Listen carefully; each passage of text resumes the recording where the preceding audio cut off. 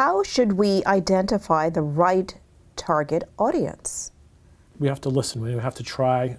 Sometimes we have to experiment. So this is, I think, where a good startup model looks at. So you may identify what you think is your target audience, and you go and you put out your product, and your products could even be yourself, out in front of that audience, and they're either going to react and respond or not. Now what's interesting is analyzing and looking at who is responding. Are they the people you thought, or are they not? Are they a different group of people? If they're a different group of people, rather than dismiss them, say, okay, well, why is what I'm saying appealing to this group and not the group that I thought I was? And do I have a market here where I didn't expect one?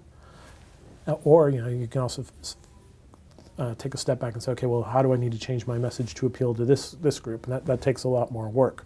So the natural way is, put something out, see who's responding, pay attention, and see what you can do to provide value to them.